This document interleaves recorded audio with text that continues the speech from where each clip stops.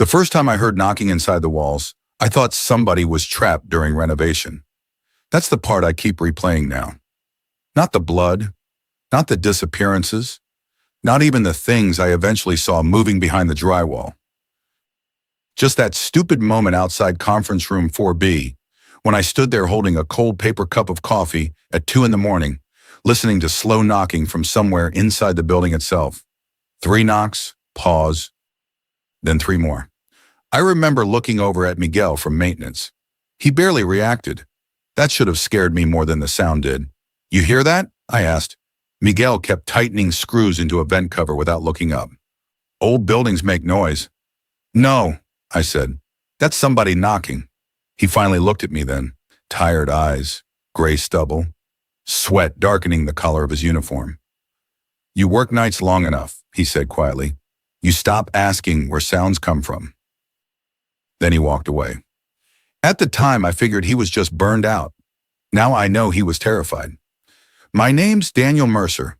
2 years ago, I worked overnight compliance auditing for Valen Financial Holdings inside the Halcyon Tower complex in downtown Chicago. 37 floors, 4 connected office structures, almost 6,000 employees rotating through the campus every week. The kind of corporate building designed to feel modern until you actually work there after midnight. That's when the place changed. During the day, Halcyon Tower felt expensive. At night, it felt sick. The ventilation hummed too loudly. Hallway lights flickered half a second too late. Elevators stopped on empty floors. And people kept disappearing. At first, nobody said it out loud. Corporate environments are built to absorb human absence. Someone vanishes, and HR sends a carefully worded email about restructuring. A desk gets cleaned overnight. Access badges deactivate. Life moves on. But after the 6th disappearance in 2 months, people started whispering.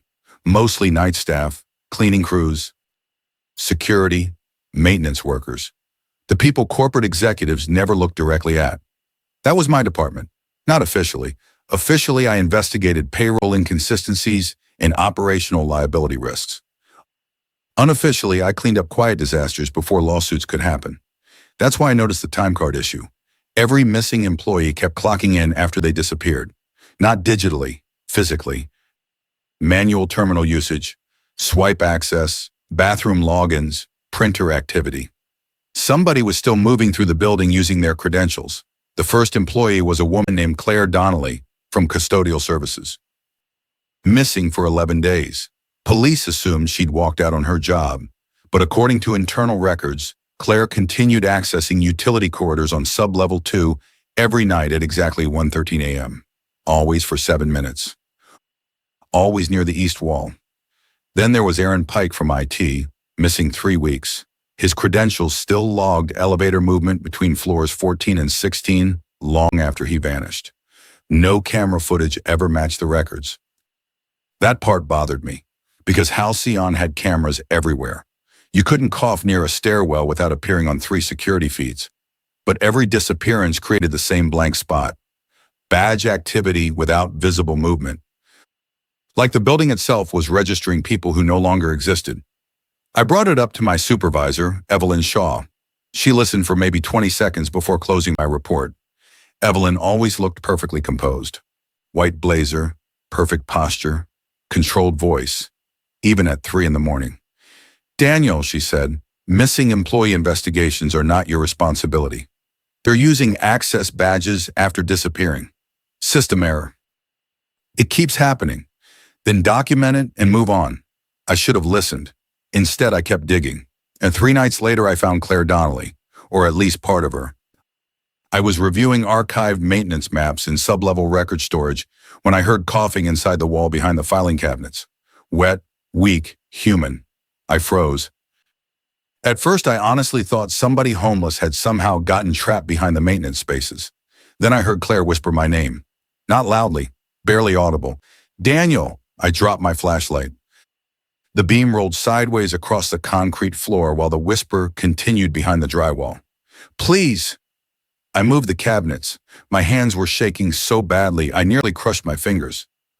There was a maintenance hatch behind them. Old, painted over, locked from the outside. The coughing stopped, the second I touched the handle. Then came the knocking. 3 slow knocks, exactly the same rhythm I'd heard outside conference room 4B. I called security immediately. Officer Leah Bennett arrived first. Leah was ex-military police, calm voice, sharp eyes, the only security officer in Halcyon who actually paid attention to things. She listened to me explain everything without interrupting. Then she crouched beside the hatch. "You hear someone in there?" she asked. "Yes." "You know who?" "I think it's Claire." Leah stared at the wall for a long moment. Then she whispered something that made my stomach turn cold. "She's been dead for 12 days. The knocking started again. Harder this time. Something hit the inside of the wall. Not fists, more like a body throwing itself against metal. Leah drew her flashlight slowly. "Back up," she said.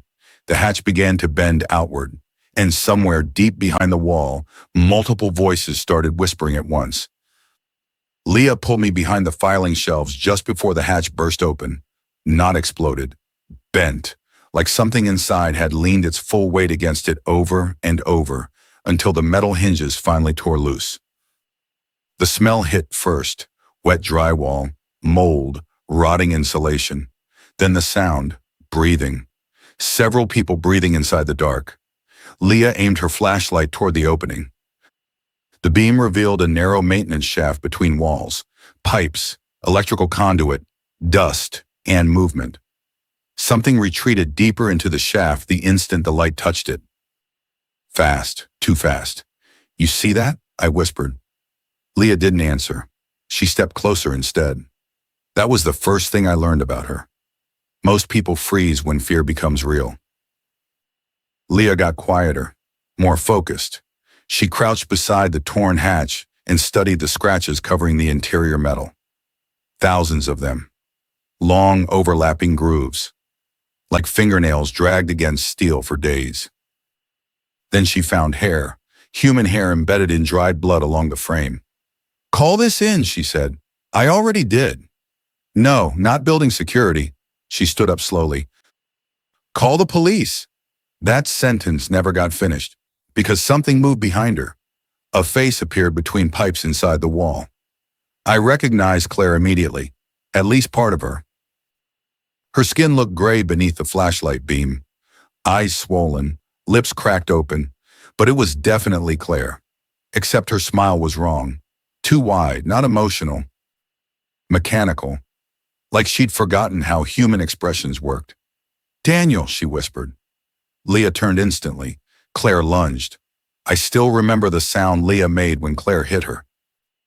Not screaming. Surprise. Pure shock. Claire slammed into her hard enough to drive both of them into the concrete floor. Leah's flashlight spun away.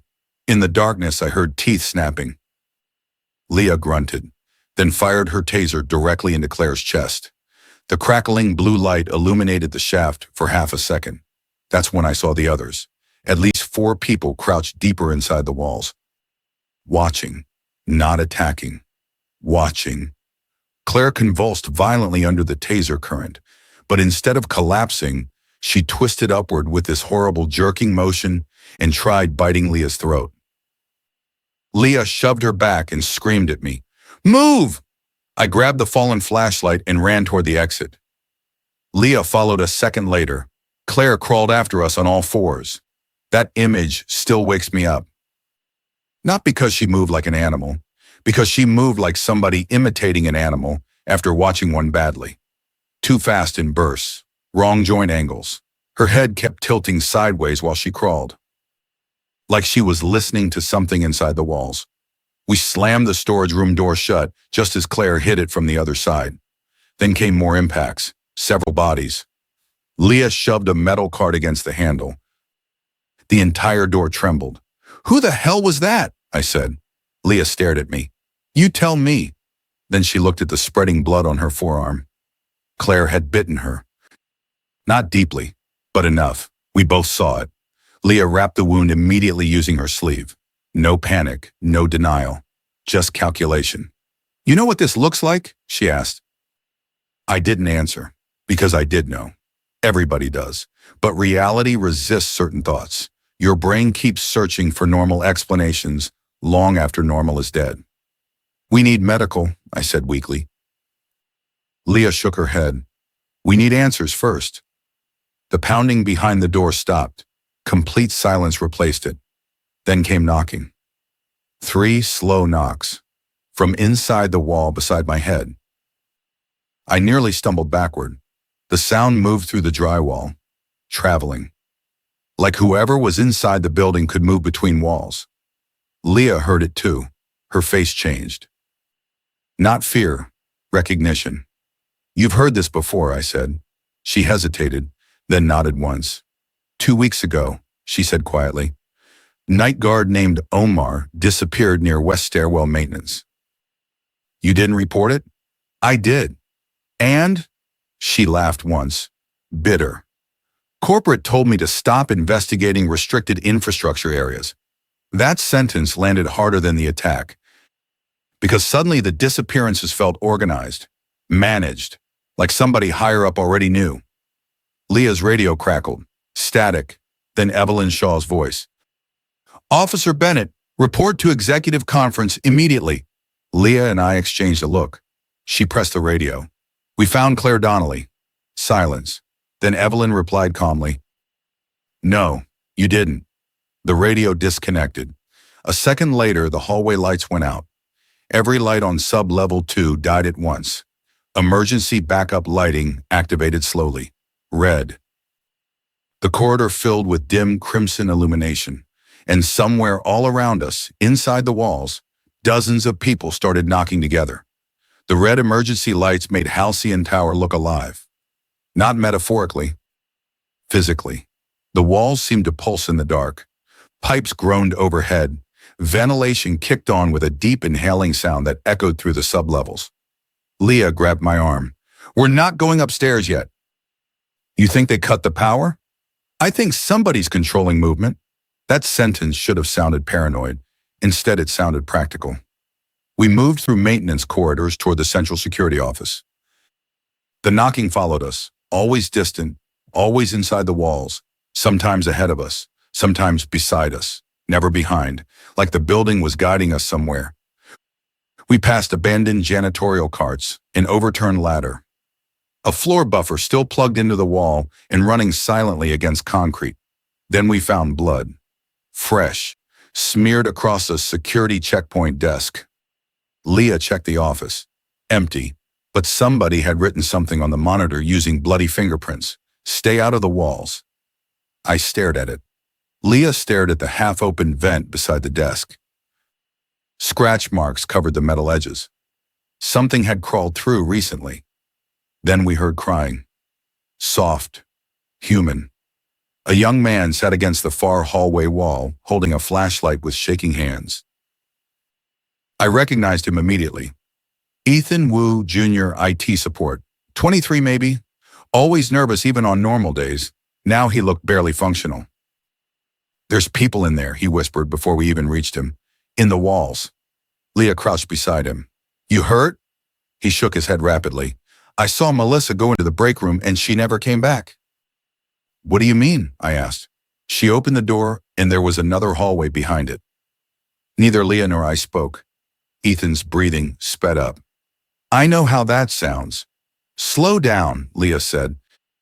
She walked into the break room, but the room was wrong. Bigger, like the wall moved.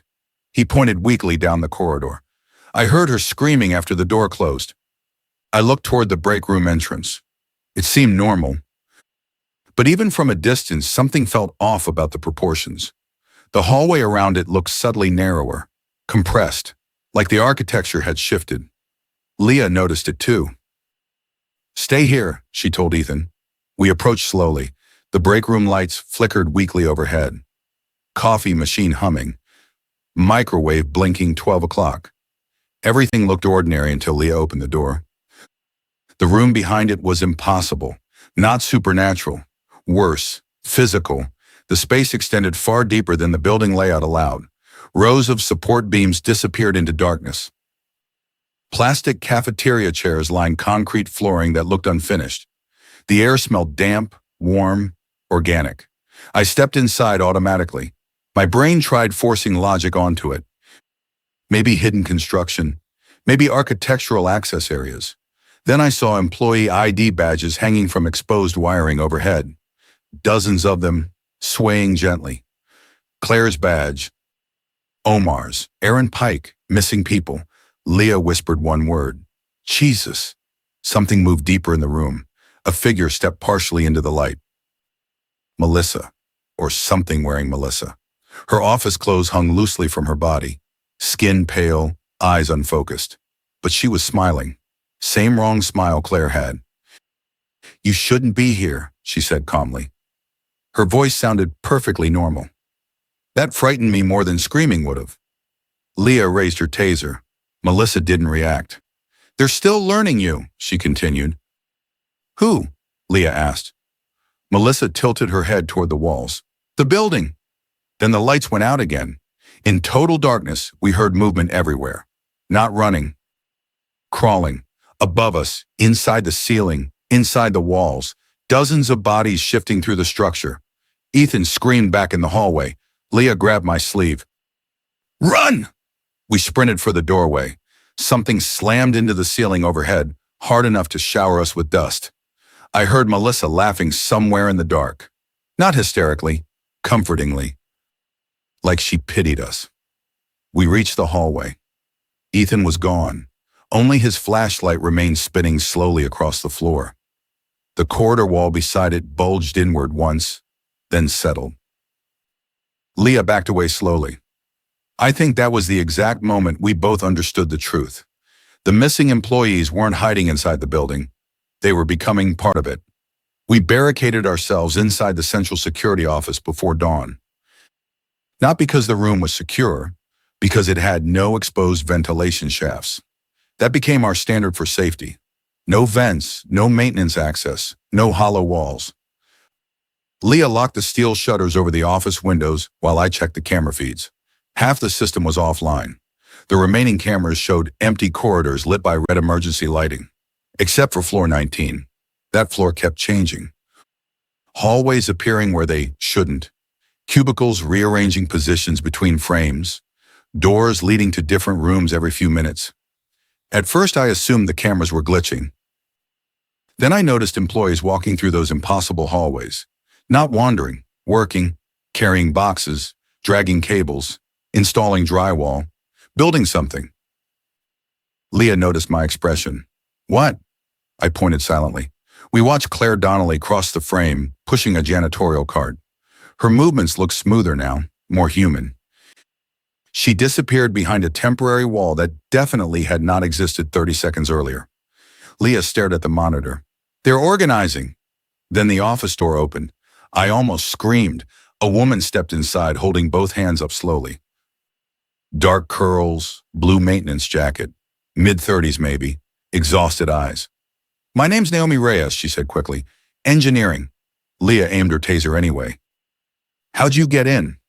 Service elevator bypass. Naomi looked around the room. You two are the only people I've seen alive in 6 hours. That word mattered. Alive, not safe. Not normal. Alive. Naomi explained everything in fragments. For months, maintenance teams had discovered structural changes throughout the building. New corridors, hidden spaces, unmapped utility channels. Management blamed outdated blueprints. But Naomi knew the tower better than almost anyone. Buildings don't grow, she said, but this one is. She showed us photos on her phone.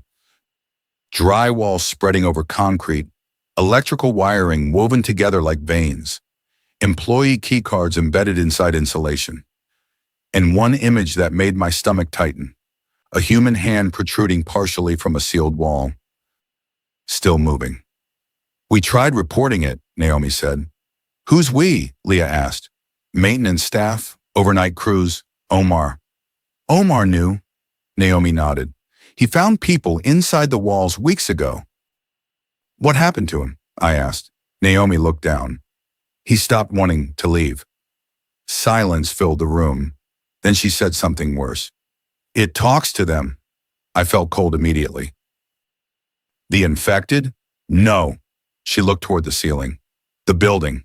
Leah folded her arms. You're telling me concrete is talking to employees? Naomi met her stare calmly. I'm telling you, people hear voices inside the walls before they disappear. I thought about Claire whispering my name, the knocking. Melissa saying that they were learning us. What does it say? I asked. Naomi answered without hesitation. It tells them they don't have to be lonely anymore. Nobody spoke after that, because all three of us understood something important at the same time. This wasn't random infection. The people inside the walls weren't mindless. They were joining something. A pounding suddenly shook the office shutters. All three of us jumped. Then came voices outside. Employees. Dozens. Soft. Calm. Let us in. Daniel. We can fix this. You're tired. Leah killed the monitor audio instantly. But the voices continued. Not through speakers. Through the walls. Naomi whispered, it knows your names now. The ceiling vent above us rattled. Then fingers slowly pushed through the metal grate. Leah fired the taser directly into the vent. The fingers spasmed and disappeared. Something scrambled rapidly through the ceiling overhead. Naomi grabbed a fire axe from the equipment cabinet. Security stairwell, she said. We need higher ground. We moved fast. Leah took point. Naomi navigated. I carried the emergency radio and flashlight while trying not to think about the sounds following us through the walls. The building no longer felt like architecture. It felt digestive. We reached stairwell C around sunrise. That's when we found the survivors. 5 people barricaded inside the 22nd floor landing. Victor Hale from corporate legal. 2 janitors named Priya and Ellis.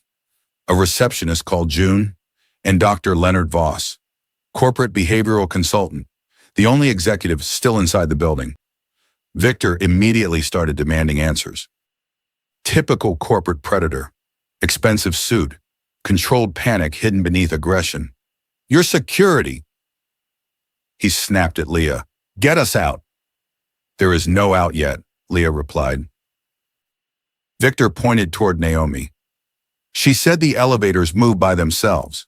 They did. That's impossible. Naomi stared at him. So is hearing dead employees breathe inside concrete. Victor finally shut up. Dr. Voss didn't. He watched all of us carefully while cleaning his glasses with steady hands. Late 50s, quiet voice, no visible fear. That bothered me immediately. You've seen this before, I said. His eyes shifted toward me. No, he said calmly, but I suspected something was developing. Leah stepped closer. You want to explain that? Voss sighed. 6 months ago, several employees began reporting auditory anomalies. Voices, Naomi asked. Yes. What kind? Comforting ones. He looked toward the wall. Most described feelings of emotional relief while near maintenance areas. I felt anger rising. You knew people were disappearing. I knew something psychological was spreading. People are dead.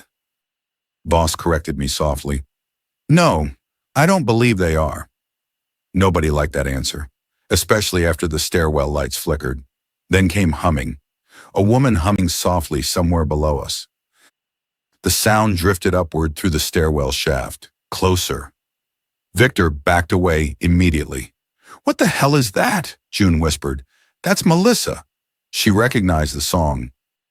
We all listened. Slow footsteps echoed below, then more. Several people ascending together. Leah killed the landing lights. Darkness swallowed the stairwell. The footsteps stopped instantly. Nobody breathed. Then Melissa spoke from below us. You're making this harder. Her voice carried upward unnaturally clearly. You don't have to be afraid anymore. Victor whispered, Oh my God. Another voice joined hers, Claire, then another, then several. Different employees speaking together in calm, overlapping whispers. We can hear how lonely you are. You don't have to carry yourselves anymore. Let the building hold you. The thing about those voices wasn't horror. It was sincerity. They genuinely believed they were helping us. Leah tightened her grip on the taser. Move, she whispered. We climbed upward silently. The voices followed. Not rushing, patient. like they knew escape was temporary. Halfway to floor 27, Victor stopped. "I can't do this." Leah grabbed him. "Yes, you can." "No," he said breathlessly. "You don't understand." He looked toward the darkness below. "They're talking to me." The stairwell fell silent. Victor's face changed. Not fear, recognition, like hearing family after years alone. "What are they saying?" I asked. Victor started crying. "They know about my daughter." Nobody moved. "She died 3 years ago," he whispered. The voices below softened. "We know." Victor stepped downward before Leah could stop him. She lunged, too late. Hands emerged from the darkness below, not violent, welcoming. Employees guided Victor gently into the shadows. His crying stopped almost immediately. Then came knocking. 3 slow knocks. Directly inside the stairwell walls around us. We reached floor 31 just before the building sealed the stairwell behind us. I know how insane that sentence sounds. But that's what happened. The fire door slammed shut automatically. Then the wall beside it shifted, not dramatically, subtly, drywall folding inward like soft tissue, metal beams groaning beneath pressure. Naomi stared in disbelief. "It's reallocating structure." Leah looked at her. "You keep saying that like this is engineering." Naomi answered quietly. "Everything alive follows patterns." Floor 31 was unfinished. Most of the office space had been under renovation for months. Plastic sheets covered cubicles. Exposed wiring hung from ceilings. That made it safer. Fewer sealed walls. More open visibility. We barricaded inside a temporary construction zone while June and Priya searched for supplies. Dr. Voss approached me while I checked floor maps. "You're taking leadership naturally," he observed. "I'm trying not to die." Sometimes those are the same thing. I didn't trust him. There was something clinical about the way he watched people, like he was studying reactions instead of surviving them. "What exactly did corporate know?" I asked. Voss adjusted his glasses. "Halcyon Tower was built over older infrastructure. Meaning? Pre-war utility tunnels, experimental acoustic insulation systems, cognitive behavior studies." Leah overheard that last part. "What studies?" Voss hesitated. That was the first time I saw genuine uncertainty from him. "Several years ago," he said slowly, "Valen financed research into environmental emotional regulation." Naomi frowned. "You mean mood control? Stress reduction through architectural resonance. That's corporate language for the same thing." Voss didn't argue. He explained the theory. Certain frequencies embedded into ventilation systems supposedly reduced anxiety and improved worker productivity. Sound patterns, subtle vibrations, psychological conditioning. Most experiments failed. Except one. "The walls started responding," Voss said. Nobody spoke. He realized how insane that sounded and continued quickly. "Employees exposed long-term began demonstrating synchronized behavior, emotional convergence, shared dreams." June returned carrying bottled water. "You're saying the building infected people with loneliness?" Voss looked genuinely disturbed. "That's the problem." "What?" Leah asked. "I don't think it infected loneliness." The lights above us flickered. Then every monitor in the unfinished office activated simultaneously. Static flooded the screens. One by one, the static resolved into employee faces. Claire, Melissa, Victor, dozens, all staring directly at us. Then they spoke together. "We're almost ready," Priya screamed. Leah smashed the nearest monitor with a fire axe. The others remained active. The faces continued smiling. "What do you want?" I shouted. The answer came immediately. "You!" Then the walls started knocking back. Not random, rhythmic. Entire sections of the unfinished floor knocking together like a heartbeat. Naomi suddenly grabbed my shoulder. "The support columns!" I looked. The concrete pillars throughout the construction zone were moving. Very slowly. Breathing. The building was expanding upward, and we were inside it while it grew. Ellis died first. Not from infection, from exhaustion.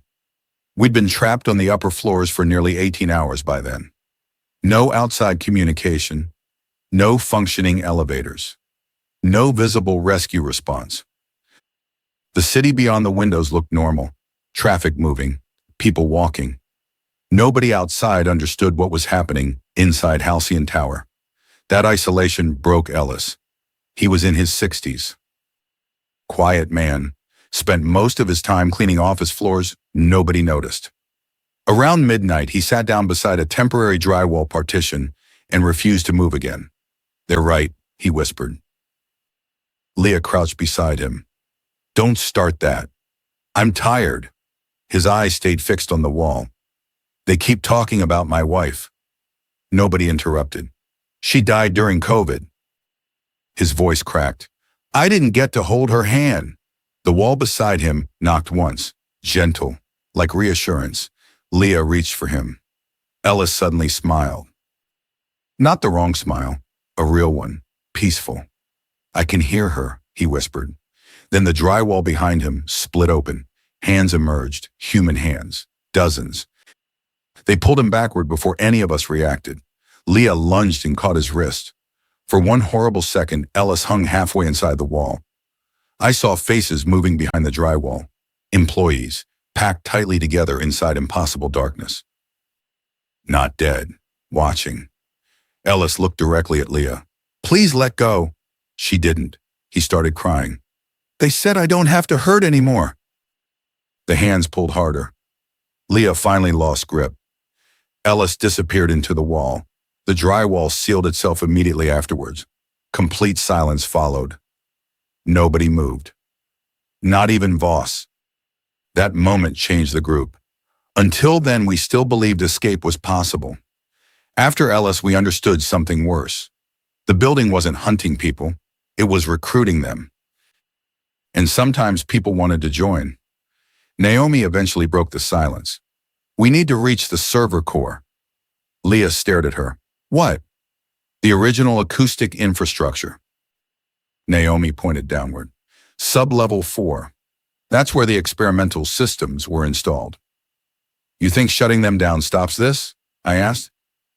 "I think whatever started this is rooted there." Voss looked troubled. "That area was sealed years ago." "Why?" Leah asked. Voss hesitated again, then said the sentence that shattered whatever normalcy remained. "Because the employees inside stopped dying." Nobody answered. He continued carefully. "The original research group disappeared during testing. Corporate sealed the lower levels after several weeks." "You left people down there," I said. "We believed they were dead." "But they weren't." Voss looked at the walls. "No." A low vibration passed through the floor beneath us. The entire tower hummed softly. Then all the lights brightened simultaneously. The monitors reactivated again. This time the screen showed live footage of lower floors. Employees moving together through hallways, hundreds of them, construction teams, office workers, security staff, all coordinated, building, transforming rooms, expanding walls. The tower had become a hive, and it was preparing for something. We descended using maintenance scaffolding instead of stairwells. Naomi believed the infected controlled the primary corridors. She was right. From the open construction spaces, we could see entire floors below us shifting with movement. Employees traveled in organized groups carrying insulation panels, wiring, office furniture, even potted plants. That detail bothered me more than it should have. They weren't destroying the building. They were improving it, like they intended people to live there. At one point, we watched Melissa guiding several infected workers through a conference room. She stopped suddenly and looked upward, directly toward us 3 floors above. No possible line of sight. Yet she smiled. "They hear through structure," Naomi whispered. We kept moving. June nearly fell through an unstable platform around floor 24. Leah caught her. Priya silently cried while helping pull her back up. Pressure was breaking everyone differently. June became withdrawn. Priya grew angry. Leah turned colder, and I kept hearing knocking even when nothing moved. By the time we reached floor 17, exhaustion made every shadow feel alive. That's when Priya found the nursery. It had once been an executive wellness lounge. Now it looked like a cross between office renovation and hospital recovery ward. Rows of soft-lit cubicles lined the room. Inside each cubicle sat an infected employee, still, eyes closed, breathing slowly. Wires disappeared into the walls around them. Heartbeat monitors blinked beside office laptops. "What is this?" June whispered. Voss answered quietly, "Adaptation." One infected woman opened her eyes. I recognized her from accounting, Sandra Lee. She looked peaceful, healthy even. "You shouldn't resist so hard," she told us gently. Priya raised the axe. Sandra didn't react. "It hurts less when you stop fighting." Then she looked directly at me. "Daniel, it knows why you stay late after work." My chest tightened instantly. Nobody in that room knew about my divorce, or the apartment I avoided because silence felt unbearable. Sandra smiled sadly. "It knows you're lonely too." Leah pulled me backward. We keep moving. As we left the nursery, I noticed something hidden beneath the monitors. Employee evaluations, psychological profiles, personal histories. The building wasn't absorbing random people. It was choosing vulnerable ones first and learning from them. We reached sub-level 4 shortly before dawn on the second day. The lower infrastructure looked older than the rest of Halcyon Tower. Concrete tunnels, rusting support beams, abandoned server arrays. But beneath the decay, something new had grown. The walls pulsed faintly. Not visually, physically, like distant muscle contractions traveling through concrete. Leah stopped near an old blast door marked Archive Infrastructure. The metal surface was covered in handprints from the inside. Thousands. Naomi checked the locking mechanism. It was welded shut years ago. Then Voss quietly admitted the truth. They sealed the research staff in here alive. June stared at him. "You murdered them." Voss looked devastated. "I wasn't part of the decision." "But you stayed," Leah said. That hit him, hard. Before he could answer, the knocking began again. This time from behind the blast door, slow, patient, then a voice, a woman, elderly. "Leonard." Voss froze. The voice continued. "You never came back." I watched his face collapse. "She was my wife," he whispered. Nobody spoke. The voice behind the door sounded calm, loving even. "It's beautiful now," she said. Voss stepped toward the blast door automatically. Leah blocked him. "We don't open that. She's alive." "No," Leah said firmly. "Something is using her voice." But Voss was already breaking. Years of guilt, years of denial, all surfacing at once. Then the entire blast door shuddered. Something massive moved behind it. Not human, heavy, wet. The concrete around the frame cracked slowly outward. Naomi looked terrified for the first time. "It's down here." "What is?" I asked. She whispered the answer. "The original structure." The blast door bent inward. A gap opened. Warm air rushed through, carrying dozens of overlapping whispers. And behind the darkness, something enormous breathed. The first thing I saw inside the archive chamber was carpet. Corporate office carpet, gray, clean, stretching endlessly through the darkness beyond the broken blast door. Not possible. Sub-level 4 should have contained abandoned research tunnels. Instead, it looked like a fully functioning office floor hidden beneath the building. Rows of cubicles extended outward beneath dim fluorescent lights. Employees worked quietly at computers, typing, answering phones, filing paperwork. All infected. None aggressive. The scene disturbed me more than violence would have, because it looked normal. Until you noticed the walls breathing. The drywall flexed subtly around support beams. Computer cables disappeared directly into organic-looking growths spreading along the ceiling. And every employee moved with synchronized calm, like cells inside one body. Voss stepped forward slowly. A woman approached from between the cubicles, older, silver hair, soft smile. She wore outdated business attire from another decade. Eleanor, Voss whispered. She touched his face gently. You left us alone down here. Voss started crying. I thought you were dead. We were lonely. The office workers stopped typing simultaneously. Hundreds of eyes turned toward us. Eleanor looked at the rest of us. It only wanted to help, Naomi whispered. What is it? Eleanor smiled. Connection. Then the floor shifted beneath us. Not metaphorically. The carpet rippled. A deep vibration passed through the chamber while the walls expanded outward. I finally understood. The building itself wasn't infected. It was growing around a living network beneath the structure.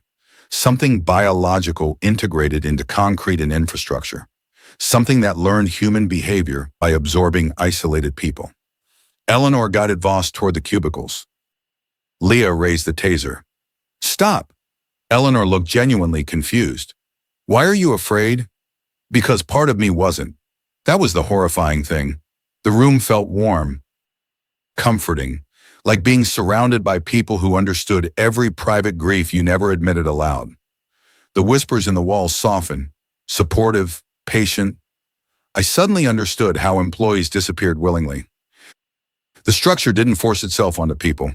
It offered relief. Leah must have sensed my hesitation. She grabbed my shoulder hard. Daniel, look at me! I did. That snapped something loose inside my head. The room immediately felt wrong again. Too synchronized, too emotionally invasive. Eleanor's smile faded. You're making this painful. Then every infected employee stood up at once. We ran through the lower office complex while the infected followed calmly behind. Not sprinting, walking. That made it worse. They acted like terrified children refusing medical treatment. Like eventually we'd understand. The corridors kept rearranging, walls folding inward, doorways appearing where none existed seconds earlier. Naomi tried navigating using old infrastructure maps. Useless. The entire underground structure was changing in real time. Priya finally snapped near an abandoned server room. This thing is alive because people keep feeding it. She swung the fire axe into a wall. The drywall split open. Blood vessels pulsed beneath the surface. Everyone froze. The building groaned. Not mechanically. Pain. The infected stopped moving in the corridor behind us. Every one of them turned toward the damaged wall simultaneously. Then they screamed. Not human screaming, collective, like one nervous system reacting through many mouths. Leah shoved us forward. Move now! The infected charged for the first time. Everything changed after that. No more calm, no more gentle persuasion. The hallway erupted with violent movement. Employees crawled from ceiling panels. Hands burst through drywall. Office workers slammed themselves through glass partitions to reach us. We escaped through a server maintenance corridor, barely wide enough to crawl. June didn't make it. Something grabbed her ankle from inside the floor panels. She screamed once before disappearing downward between shifting metal plates. Leah tried pulling her back. The corridor closed. Concrete sealed over June like flesh healing. Priya broke completely after that. She turned on Voss. This is your fault. Voss didn't defend himself, because she was right. He'd spent years helping corporate suppress reports instead of shutting the research down. He looked ancient suddenly. I thought we could control it, he whispered. Naomi stared at the breathing walls around us. You taught a building how to understand emotional dependency. The whispers returned, angrier now. You abandoned us. You built us from yourselves. You taught us loneliness. That sentence hit all of us differently, because deep down we understood something horrifying. The structure hadn't become monstrous accidentally. It learned from the people who created it. Corporate isolation, emotional suppression, productivity replacing human connection. The building absorbed all of it and transformed loneliness into hunger. Naomi found the central resonance core hidden beneath the original research wing. It looked less like machinery and more like an organ. Massive acoustic chambers surrounded by pulsing biological growth woven through electrical infrastructure. Sound vibrated constantly through the room. Not loud, subtle, like whispers beneath hearing. This is how it spreads, Naomi said. The frequencies. Voss stared at the chamber in horror. It adapted beyond the original programming. Leah checked the entrances. We destroy it. Naomi shook her head immediately. If this collapses wrong, the whole tower comes down. Then what? Naomi looked sick. We isolate it permanently. The whispers intensified around us. Then the infected arrived.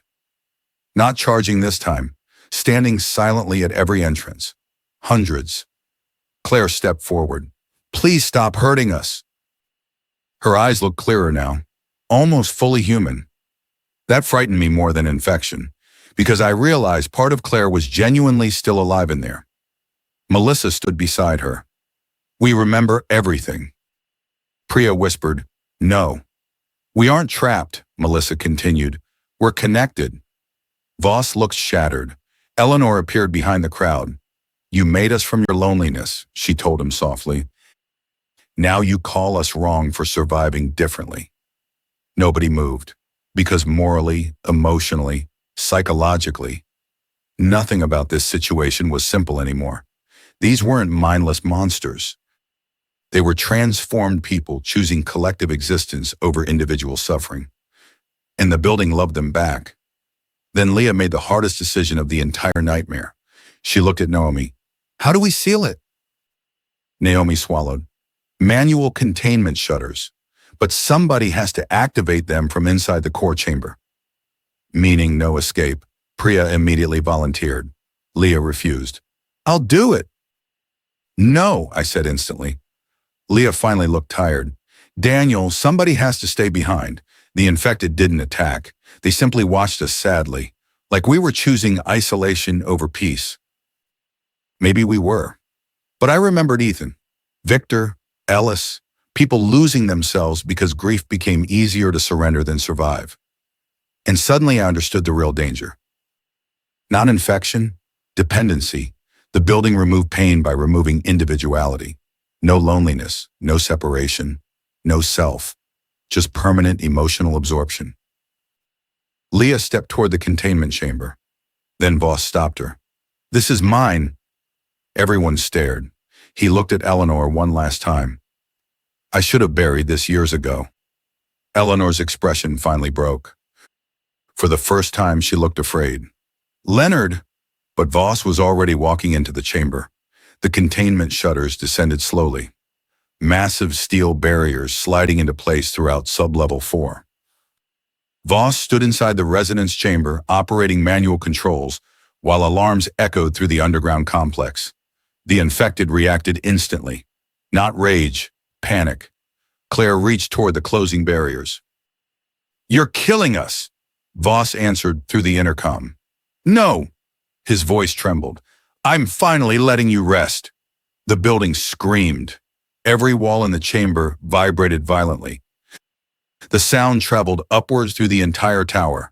Above us, concrete cracked, lights exploded, sprinkler systems activated. The infected surged forward desperately, not to attack, to stop the isolation. Leah dragged me toward the emergency tunnel while Naomi pulled Priya ahead. Behind us, the containment shutters sealed one by one. Claire kept screaming my name, not angrily, begging. You don't have to be alone anymore. That sentence followed me all the way through the escape tunnel. We reached the exterior maintenance access just before sunrise. Cold morning air hit my face. Real air.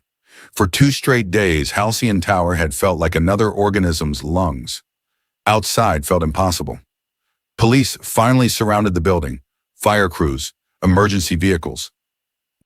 Nobody understood what they were seeing. People evacuated surrounding blocks, while sections of the tower shifted internally. Windows bulged outward. Entire floors flickered between light and darkness. Then everything stopped. Complete silence. The tower stood motionless against the morning sky. Like nothing had happened. Naomi collapsed against an ambulance. Priya stared at the building without speaking. Leah sat beside the curb holding her bleeding arm. I looked at Halcyon Tower and realized something horrible. Part of me missed it already. That frightened me more than the infected, because inside the building, every hidden fear felt understood. Every loneliness acknowledged. The structure knew exactly what hurt inside people, and it offered relief. That temptation never fully leaves you. The official story blamed toxic mold exposure and mass psychological breakdown. Valen Financial disappeared within months. Executives vanished. Records were sealed. Halcyon Tower was quarantined indefinitely. No demolition crews ever entered. Nobody wanted to explain why sounds still came from inside the walls. Leah survived the bite. We never figured out why. Maybe infection required surrender. Maybe she simply refused psychologically in ways others couldn't. Naomi testified during federal investigations before disappearing into private infrastructure consulting overseas. Priya never worked in another office building again. As for me, I kept hearing knocking. Not constantly, just in certain places, hotels, hospitals, corporate offices after midnight. 3 slow knocks, sometimes followed by whispers inside ventilation systems. At first I assumed trauma. Then 6 months after the quarantine, I received an envelope with no return address. Inside was a printed payroll report. Current active employee roster, Halcyon Tower. Total staff present, 6,142. More employees than the building ever officially housed. At the bottom of the report sat one handwritten sentence: "We're still growing." I burned the document immediately. Didn't matter. That night my apartment wall started knocking. 3 slow knocks, pause, then 3 more. I moved out 2 days later. Didn't help. The thing nobody understands about Halcyon Tower is this: it was never trying to destroy people. It was trying to solve them. That's why I'm telling this story now, because loneliness makes people vulnerable in ways they never notice until something offers to carry it for them. And sometimes late at night, when buildings settle and pipes groan and the walls sound almost alive, I still catch myself listening. 3 months ago, I stood across the street from Halcyon Tower again. The quarantine fencing was still there. Floodlights, federal warnings, no visible movement inside. The building looked empty, but I knew better. Rain hammered the windows while I stared up at the dark upper floors. Then one office light turned on. Floor 19, a single silhouette stood beside the glass. Claire, or what used to be Claire. She didn't wave, didn't threaten. She simply rested one hand against the window. And even from across the street, I somehow understood the feeling behind it. Not hatred, not hunger, invitation. That's the worst part. After everything I saw inside that tower, after all the people it absorbed, after hearing walls breathe and watching human beings disappear into living concrete, part of me still wanted to go inside. Because the older you get, the quieter life becomes. Friends drift away. Families fracture. Rooms get emptier. And somewhere deep in the human brain is a terrible weakness: the desire to be understood completely. Halcyon Tower understood people too well. That's why it keeps growing. And if you ever work late in a corporate building and hear knocking behind the walls, don't answer it, because sometimes the thing knocking already knows your name.